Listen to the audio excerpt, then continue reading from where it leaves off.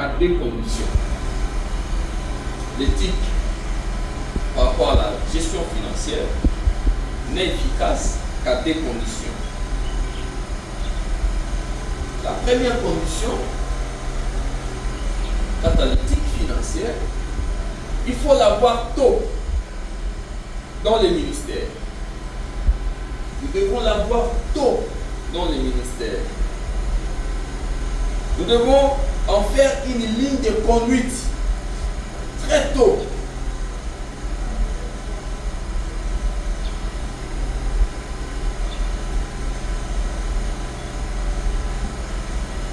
Lorsque déjà nous sommes au milieu de notre ministère et que le débit était déjà gâté par un amour excessif de l'argent, ça sera difficile pour que cela change au milieu. Mais lorsque c'est déjà au début du ministère, nous qui sommes peut-être des pères, apprenons déjà à nos enfants comment servir le Seigneur et non promouvoir d'abord l'argent.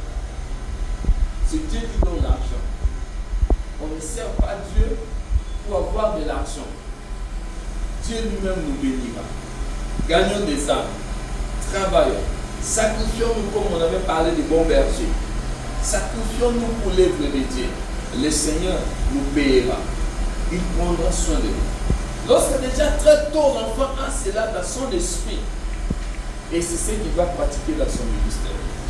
Mais quand l'enfant voit déjà nos papas faire les mal qu'on a, d'ailleurs des fois il m'envoie pour lui amener des informations et il veut faire ça au niveau de la chair pour avoir de l'argent. Non, papa, des fois ils chantent des prédications pour influencer l'église, tiens ma bonne béné. Lorsque l'enfant a déjà ça, la suite de son ministère, vous l'avez déjà gâté, il va continuer avec ça. Mais quand il apprend que non, le ministère n'est pas égal à l'argent, vous l'avez aidé. Et déjà tôt, il continuera avec ça. La deuxième des choses, l'éthique financière n'est efficace. La deuxième des choses, la deuxième condition, il faut l'avoir et l'avoir tout le temps, pas un moment. Il faut l'avoir, c'est une obligation. Un pasteur, il faut avoir l'éthique financière et l'avoir tout le temps, pas un moment. Dans 1 Timothée 6, 9, 1 Timothée 6, 9, la Bible dit: ceux qui veulent coûte que coûte s'enrichir tombent dans la tentation, dans beaucoup de désirs insensés, pernicieux, qui plongent les hommes dans la ruine.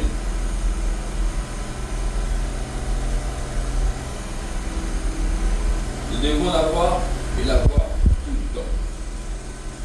Éthique financière. Géasi, nos deux rois que nous avons lus, un destin glorieux et un ministère détruit par l'amour de l'argent.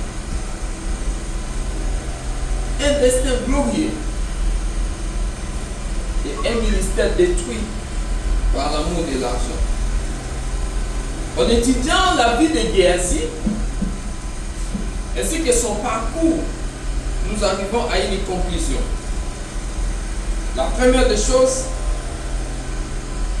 Géasi a été l'assistant du grand Élisée, du grand prophète Élisée. La deuxième des choses, Géasi avait la confiance absolue de son maître. Et non seulement qu'il était l'assistant, mais Élisée l'amenait partout. Partout Élisée passait, il était avec Géasi. Il était appelé à un avenir glorieux. Toute la nation connaissait que si on nous dit Élisée partait, mourait, c'est Géasi qui va prendre relève. La quatrième des choses, il est passé à côté d'un grand destin. Il n'est jamais devenu ce qu'il devrait devenir à cause de la mauvaise gestion financière, l'amour excessif de présent. Au chapitre 5, verset 7, Géasi a fini les prêts. Beaucoup de ministères commencent bien, mais ça termine mal. Géasi a fini lépré. Alors que lui qui avait un avenir glorieux, lui qui était déjà candidat à la succession d'Élysée, mais finit lépré. À l'époque en Israël, quand tu attrapes la lèpre, tu es écarté de la société. On te met en isolement, en dehors de la ville. Géasi n'a pas profité des richesses qu'il a amassées. Celle-ci l'a amené à la perte. Hommes de Dieu ne pouvons pas délier l'argent. L'amour de l'argent détruit. Il a été détruit par un seul mal, l'absence d'éthique financière. C'est ce qui a détruit Géasi. L'absence de ligne de conduite dans son rapport avec l'argent. Pas de ligne de conduite. Vous pouvez faire de n'importe quoi, coûte que coûte, je dois avoir. Mentir même au nom de mon chef pour avoir. Faire de n'importe quoi pour avoir l'argent.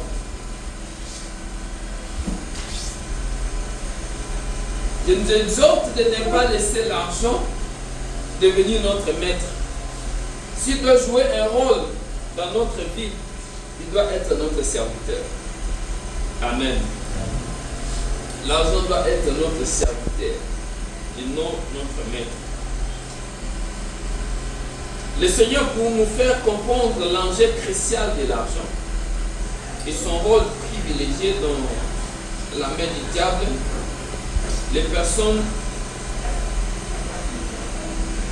le Seigneur les personnifie dans Mammon. Mammon. L'argent est un autre Dieu si vous ne faites pas attention. Rival du vrai Dieu. Nul, c'est pourquoi on évoque ça, nul ne peut servir deux maîtres. Car ou il haïra l'un et aimera l'autre. Ou il s'attachera à l'un et méprisera l'autre. Vous ne pouvez servir Dieu et Mammon. Matthieu 6, 24. Lorsque l'argent ou le bien qu'il permet d'acheter prend la place de Dieu et de ce qu'on reçoit de Dieu, il devient Dieu.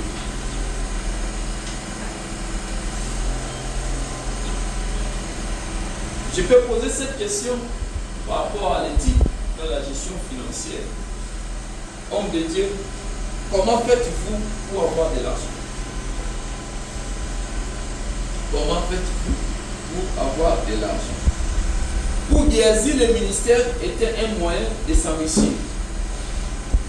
Il a dit, ah mais ça c'est l'occasion, mais comment Élysée peut laisser cette occasion? Il y a un monde de tout ça. Un capitaliste spirituel, Géasi. Le jour où Géasi voit les grands Naaman venir, il s'imaginait déjà avoir quelque chose.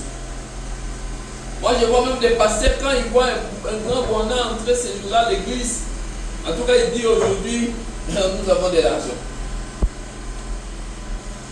Même si ce n'était pas prévu de faire une souscription ce jour-là, il va le faire parce qu'il voit quelqu'un qui est venu, il sait que lui, s'il souscrit, on aura quelque chose. La deuxième des choses, l'empressement de Géasi d'aller vers le mal, non seulement qu'il laisse, mais il dit, je vais courir et j'aurai quelque chose de cet homme. C'était une résolution, une décision.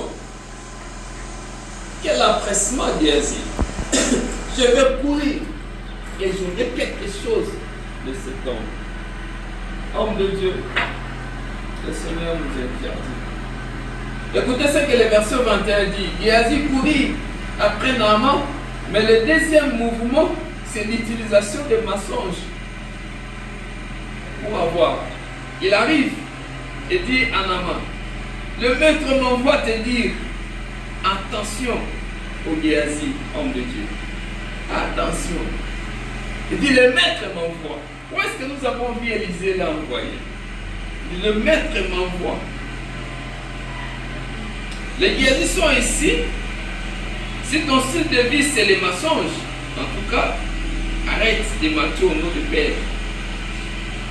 Ce qui n'est pas mon timide, les guérisons sont comme ça dans les églises. Vous qui êtes le Père, tirez les oreilles des enfants. Et les enfants qui sont ici encore dans le ministère, attention ne pas être guéris. Ne vous fiez pas au présent. Et le troisième mouvement, c'était la duplicité. Le verset 24-27 nous montre qu'il va d'abord cacher tout ce qu'il a eu frauduleusement et il vient comme si rien n'était.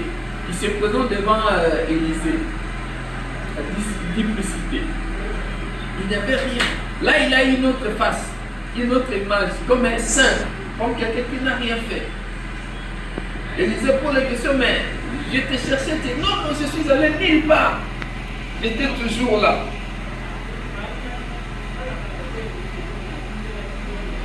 Heureusement qu'il avait affaire à quelqu'un qui avait des dons spirituels. Que le Seigneur nous donne des dons spirituels. Des dons de voir, des dons d'écouter. Un homme de Dieu ne serait pas aveugle, il faut voir. Il a dit, mon esprit t'a fait vivre. Alléluia.